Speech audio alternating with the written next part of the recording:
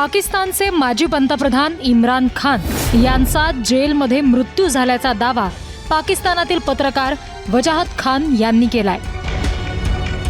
August 2023 पासून इम्रान खान हे पाकिस्तानच्या रावळपिंडी जेलमध्ये शिक्षा भोगतायत। गेल्या वर्षभरात इम्रान खान यांच्या मृत्यूच्या बातम्या वरचेवर येतच होत्या, पण पत्रकार वजाहत खान यांनी इम्रान खान यांचा मृत्यू झाला असावा असा खात्रीशीर दावा केलाय।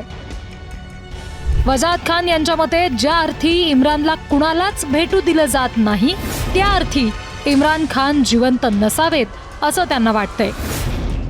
याशिवाय जेलमधील सूत्र आणि पाकिस्तानी लष्करातील सूत्र सुद्धा इम्रानचा यापूर्वीच मृत्यू झाल्याचं सांगत असल्याचं वजाहत खान यांनी म्हटलंय।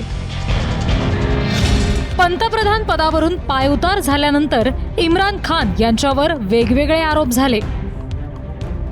पंतप्रधान पदाच्या काळात परदेशातून मिळालेल्या भेटवस्तूंचा अपहार, तोशाखान्याची म्हणजेच खजिन्याची चुकीची माहिती दिल्याचा आरोप, रिअल इस्टेट कंपनीकडून कोट्यवधींची जमीन लाटल्याचा आरोप, पाकिस्तानच्या सुरक्षेसंदर्भातली गोपनीय माहिती सार्वजनिक करणे, हिंसाचार आणि तोडफोडीसाठी चिथावणी देणे असा ठपका ठेवण्यात आला।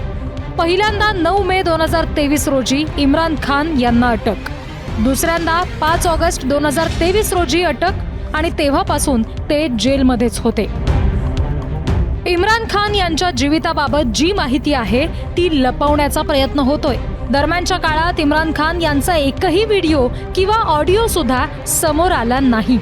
इम्रान खान यांचा जर खरंच मृत्यू झाला असेल तर पाकिस्तानात त्यांच्या पक्षाच्या कार्यकर्त्यांच्या संतापाचा विस्फोट होण्याची शक्यता नाकारता येत नाही।